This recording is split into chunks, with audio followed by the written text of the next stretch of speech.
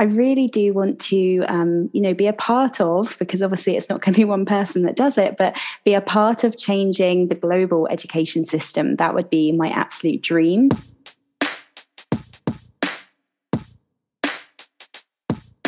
I'm a really big sort of advocate for the sort of method of teaching where you don't give the facts to the children and expect them to internalize them, learn them, and then get tested on them. I called it a tutor challenge, and then you coined the phrase Tutor-thon. I was like, well, that's stuck, hasn't it? Actually, as educators, it's not really a ladder that we're on anymore. You know, we're not just going into the classroom, climbing the ladder and leaving at the end and retiring. It's like a web, you know.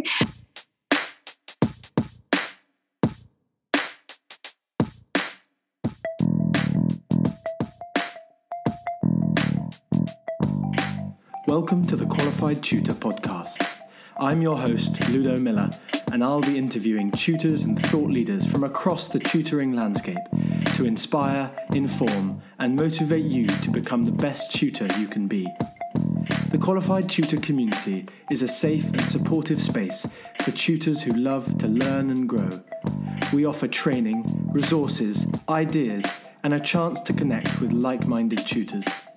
If you'd like to continue the conversation, join our Qualified Tutor community at www.qualifiedtutorcommunity.org or find it in the show notes.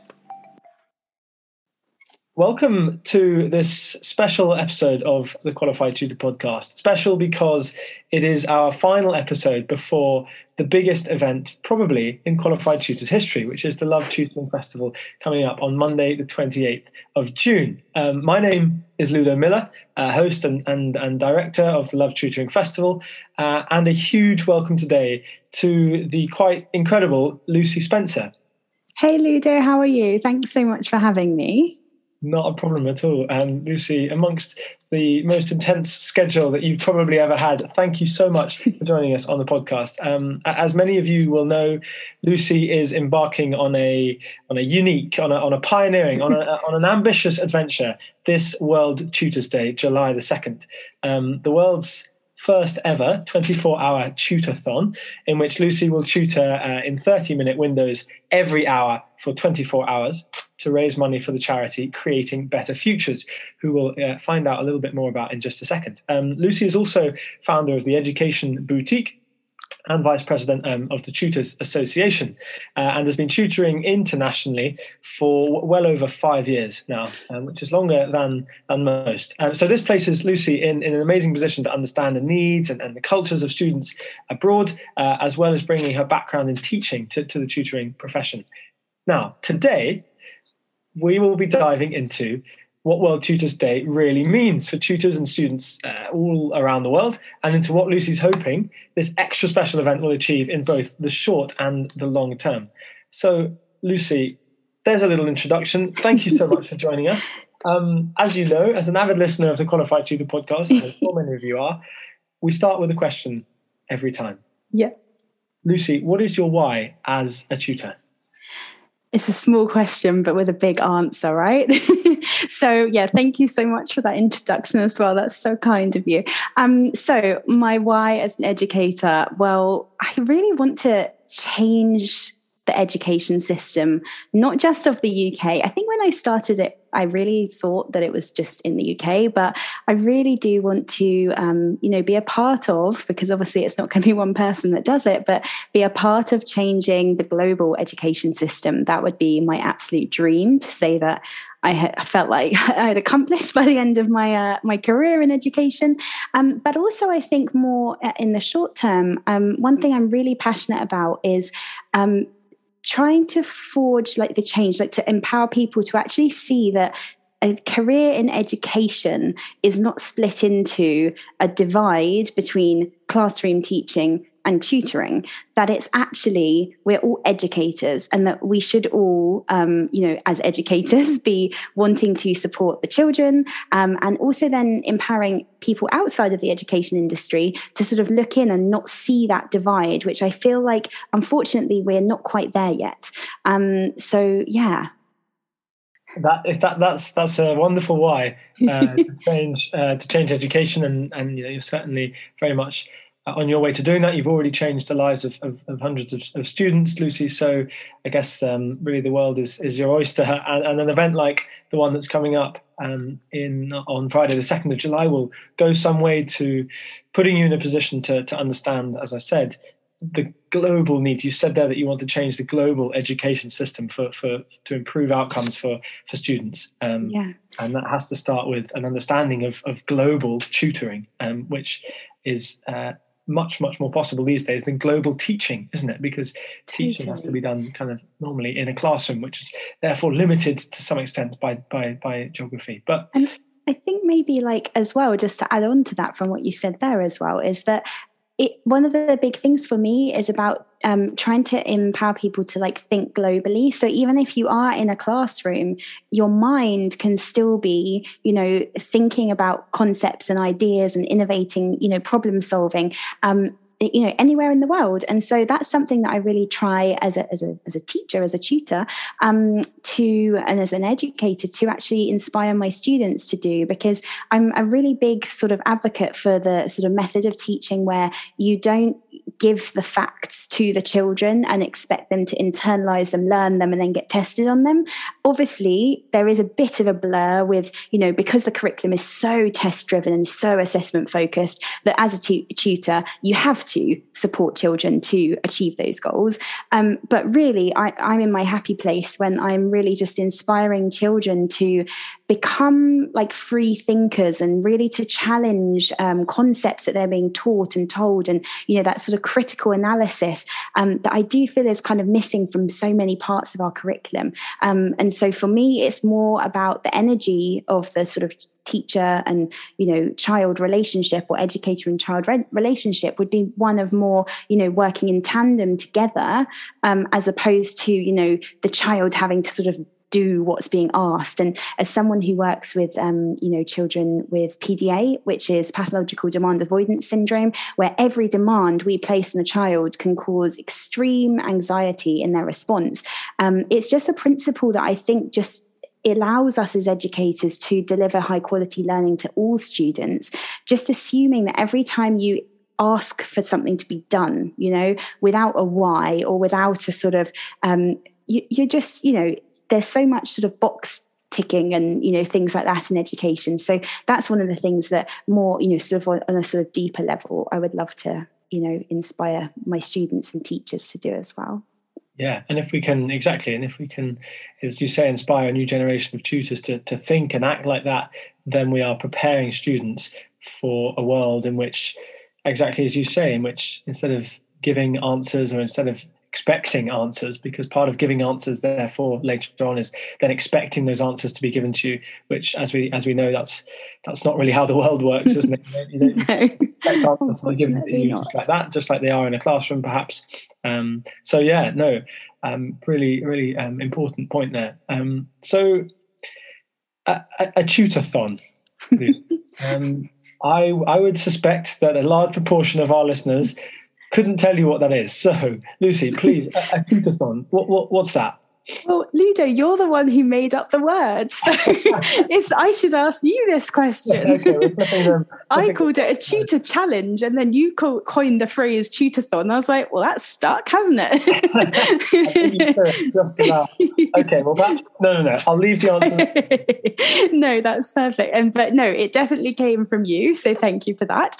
But in terms of the concept of World Tutors Day, to me, it's all about breaking boundaries, showing tutors and educators and learners and people in general that learning can go on. It doesn't matter where you are, how much money your family has, what kind of location you were born in. High quality education thanks to technology. And obviously we do have to now solve the problem of making sure everyone has access to this technology. That's sort of something that obviously really as an industry, we need to make sure that we're really championing.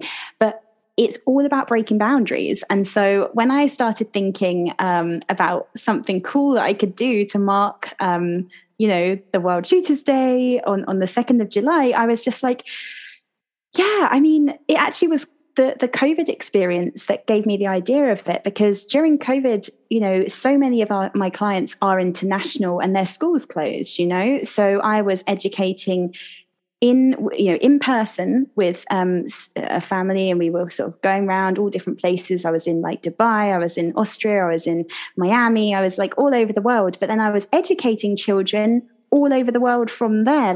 And some days I would do 16 hours, of actual teaching.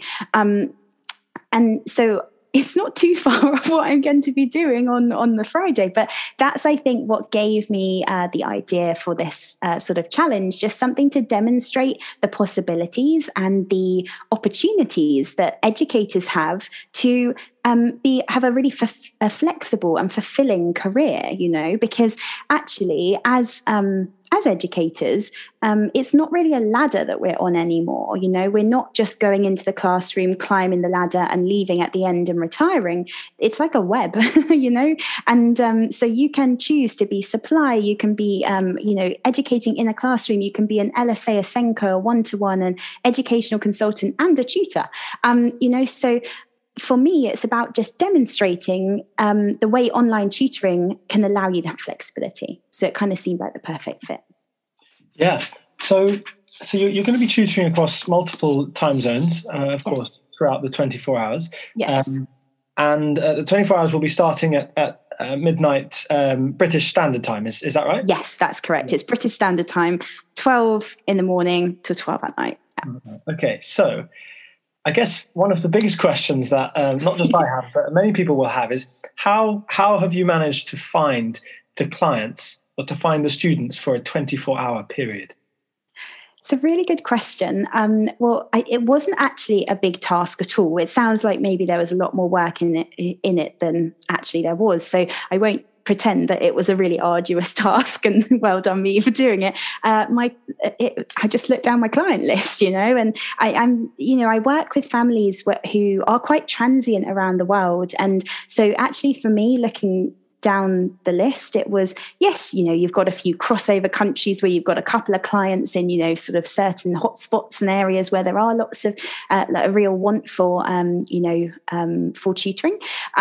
But yeah, it was just through like client lists. And yes, okay, I did say to a couple of people, hey, and if you've got any, these are the countries that I'm ticking off so far. If you know anyone in any other countries, and you wouldn't mind passing me on, and they wouldn't mind having a little lesson with me on this day to help me tick off some more countries, then that's great. But actually, the 6 continents were just done through my own client list, and unfortunately, we can't do Antarctica. And this is showing a misconception for my own geographical understanding. I'm not going to sit here and pretend that this wasn't the case.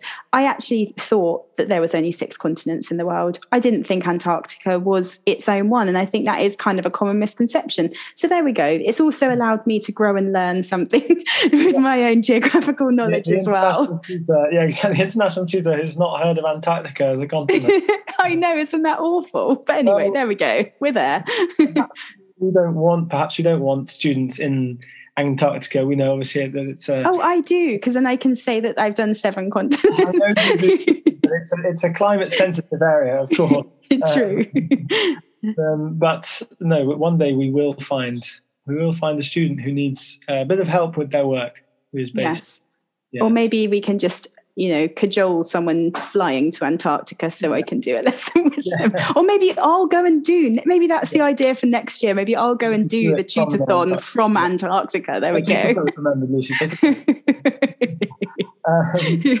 Okay, so you were able to fill out, in terms of the complexities of this event, actually, finding students to fill each of those half-an-hour windows was maybe not necessarily the trickiest part. So I guess another one of the areas that people may assume that this is going to be, one of the ways in which this is going to be a very arduous event is is that, you're going to be doing half an hour sessions. Half an hour sessions, half an hour on, half an hour off. Can you just talk a little bit more about that structure? What does half an hour on, half an hour off really mean for your teaching? Yeah, I mean, I had to look at how I thought I would actually be able to function in my own self at the best during the time. Because obviously I want the lessons to still be fantastic and, engaging. So that was the way that I thought was best. I didn't want it to be an hour on, an hour off, because an hour is quite a long time, having an hour of sleep or doing some exercise or whatever, that's actually quite a long time. So I didn't really see that as so much of a challenge, because I've done 12 hours of tutoring in a day before. And, so to me, that wasn't really so much of a challenge. So I thought, I did think about maybe doing 45 minutes and 15 minutes, but I thought, that's going to take its toll by the end of the day. I don't really think that's so sensible. And it's very important just to mention that I'm not trying to glamorize overworking, because I do know that that's a really sensitive, subject within the industry and everything. And I'm really not, I really do genuinely just love teaching and tutoring. It doesn't sap my energy. I really don't think it's, I don't know. You don't know how your body's going to react to something that you've never done before, right? But I know that I just get this real buzz when I'm teaching, and so you get the adrenaline is probably going a little bit, and when you get that sort of satisfying feeling when the child's really understood something, or you're doing, it's important to say I'm not just going to be teaching children. I'm also going to be, coaching as well sometimes. So when you're coaching adults or teaching English as an additional language,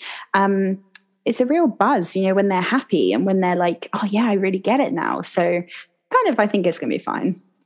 How many of those are you going to get? You need to keep a tally of how many. Oh. Yeah.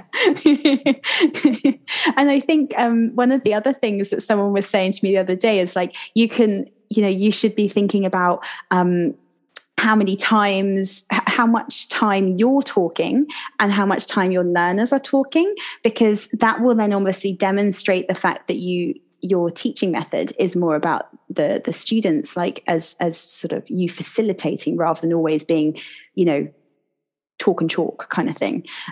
So I think that's also an interesting thing. I'm going to see if there's any way that we can collate that data as well.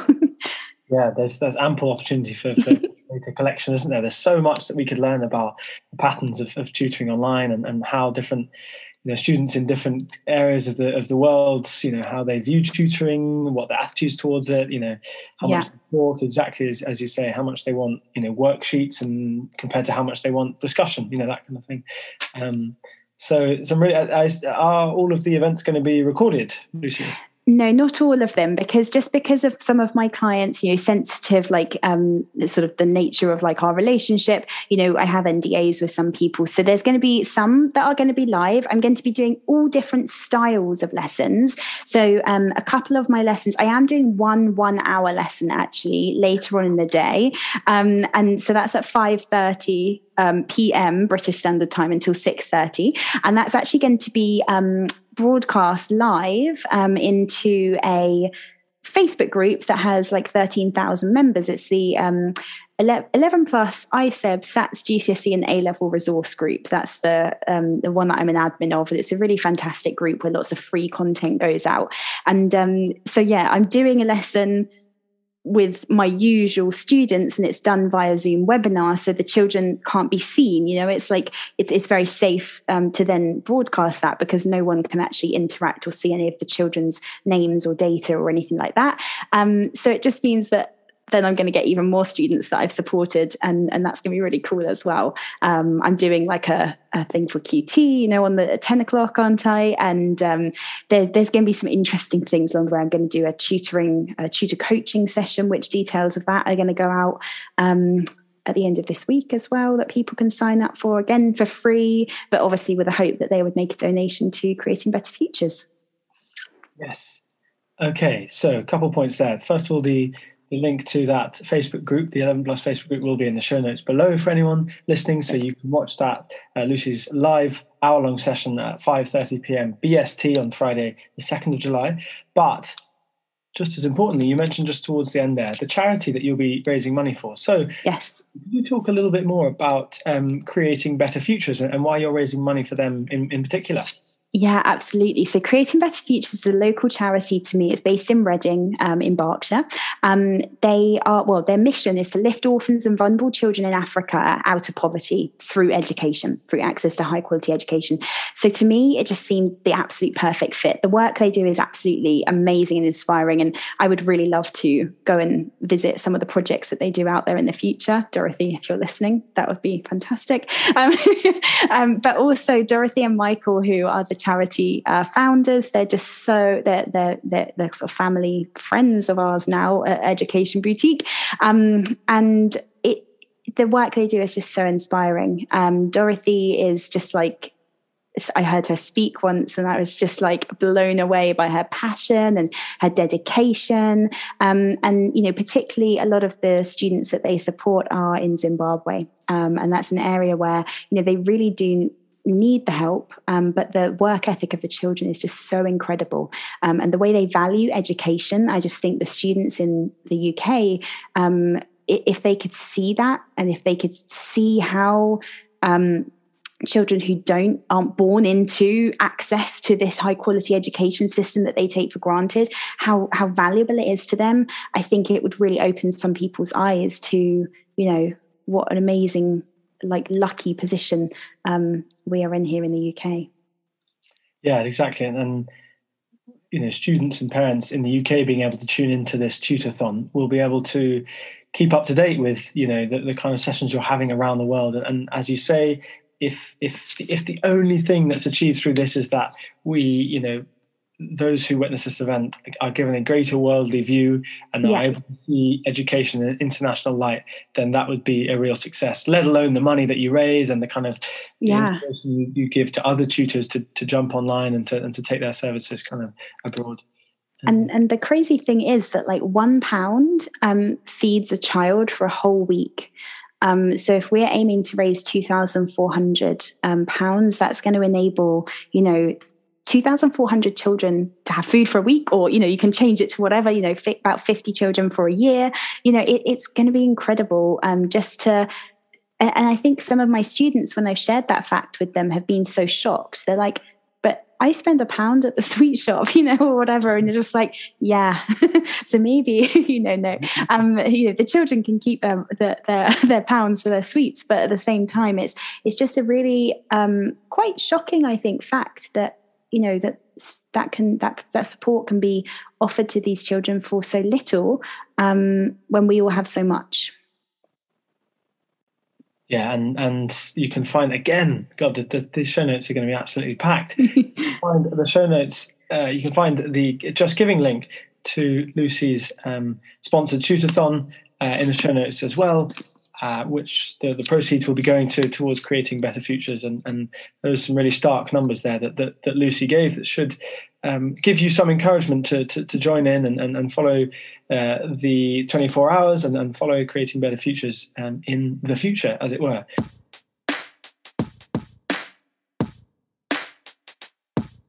This summer, join us for the first ever Love Tutoring Festival, a celebration of tutoring in all its aspects. We invite you to bring all your experience and expertise to make this event the most exciting event to ever happen in the world of tutoring.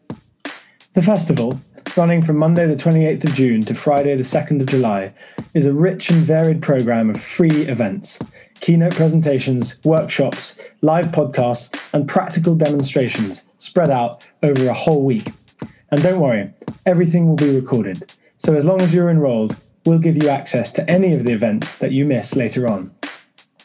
We're also offering a limited number of tickets for our famous CPD accredited workshops. If you purchase a ticket to any or all of these practical and engaging workshops, you'll also receive a certificate of completion after the event. To register for the free pass and to grab your CPD tickets, go to qualifiedtutor.org/Love Tutoring Festival. Lucy, we've talked a good deal there about the more of the details of the event, about your objectives for the event and for the reasons why you're running this day. I would like to hit you now with a question which perhaps will be slightly difficult to answer than how many countries will you be tutoring. But I'd love to know, what would success look like for you at the end of the 24 hours of this tutor-thon? Yeah, that's such a good question. So I guess success is a really interesting word, because like for so many people associate it to, hit, like, especially in business, right? And I'm constantly surrounded by people who want to put metrics on things and want, what's this going to look like? I mean, for me, it goes back to my why as an educator. If it helps us as the tutoring industry, just kind of like make a bit of positive noise about the good that we can do. And, that's brilliant to the outside world to just sort of showcase what we can do. From a teacher and tutor point of view, or an educator, my preferred term, kind of point of view, I would say just to show them that I'm just, I'm just a teacher. I left teaching 5.5 years ago and I had not a single client. I charged £10 for my first ever 2 clients for an hour of tutoring. And, and now I've got clients all over the world. And so if you're really passionate about what you do and you forget about what other people are doing and you don't compare yourself to other people, because that's one of the worst things you can do as an educator. You sort of panic yourself into just almost not doing things, because you're so worried about how it'll be perceived. But I just think staying true to yourself as an educator and doing what you love, like, people are just going to, warm to that, and then you can just keep doing what you love. So what's the bad thing about that? So I think just showing those people, because I think there's probably a lot of tutors and a lot of teachers who don't even know that this is possible. And so for me, it seems like, I just kind of chat to the clients I have and get 23 countries in 24 hours. But some people would be really surprised. And I know this because I speak to them, and even my friends and family members and things. They're like, you teach abroad? What do you mean? Like, what is, no one can ask what is Zoom, but 2 years ago, if I'd said that I taught people in different countries, people wouldn't have known what Zoom was. People wouldn't have known how that was even possible. They'd assume it was just me and, like a face-to-face Zoom call where you just talk someone through, you hold up a whiteboard, or, phone call finished. Yeah. And we still do have, people saying, oh, will it be like a WhatsApp video call? No, it will not. Like my style of teaching will be like under the water in a 360 experience. And like, there'll be a shark that will come up and then we'll do some creative writing about it or something, So I just think just awareness, that would be the key thing for me. And hopefully I can get through it and my lessons aren't an absolute shambles. It's a bit of, putting myself on the line a little bit, because at 5:30 in the evening, I'm going to be doing an hour-long lesson online live where anyone can tune in. So it's kind of a little bit like, I'm probably most nervous about that one, because if I'm tired, then, I'm going to have to, that potentially might be career suicide. People might see that I'm a terrible person, terrible teacher. 17.5 hours in. You know what? I'm more worried about the tutors who are coming out, the students who are coming after that, actually, because I think that will probably drain the energy. But no, because that'll be you'll pick up again into the evening. Yeah, hopefully. I've hopefully got people who are going to be bringing coffee. I have a coffee subscription at Pret, and so I've got lots of people who are like, oh well, I'll like go and get you your coffee and bring it to your house and whatever. So I'm all good. Powered by Pret. Exactly. There's the tagline. Yeah. So okay, well, I'm very much in awe of what you're doing, and I know many other people are too, Lucy. There's not only the as you say, the kind of the physical and the mental side of doing 24 hours of teaching, but there's also all the work you've put in around this to give context to this and to make people aware of why you're doing it and what it can achieve, rather than just saying, I did this, or, I tutored 6 countries in a day, look at me. So there's so much background to this. It's about opening the eyes of students and other learners that online and international tutoring and educating is very much here and very much to stay and very much the future. So thank you very much, Lucy. That was an excellent overview. I know you enjoyed talking about it. There's a really broad smile on my face here that unfortunately our podcast listeners can't see. I'm sure you can picture it. It's wonderful to see, and of course you can catch Lucy at the Love Tutoring Festival, not only on the Friday when she'll be delivering a half an hour session in the morning, but also on the Thursday morning, Thursday the 1st of July, as part of the small group online tutoring CPD accredited workshop alongside Julia and alongside Holly Billinghurst. So that's going to be a wonderful event.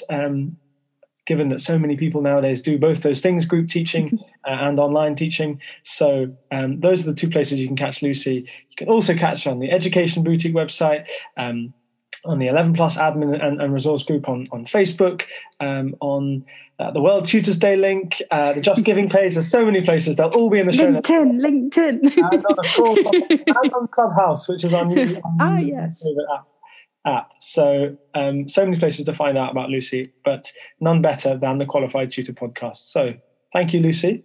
Thank you so much, Ludo. And thank you all for listening.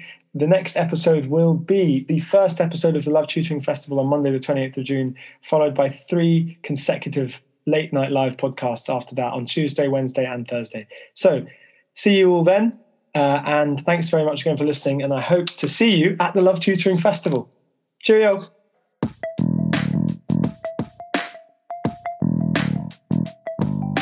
Thanks for listening to the Qualified Tutor podcast, where tutors share their expertise to support the tutoring community. If you'd like to continue the conversation, join our Qualified Tutor community at www.qualifiedtutorcommunity.org or find it in the show notes below. We exist to connect, share, and learn with you, because tutoring is a small job that makes a big difference.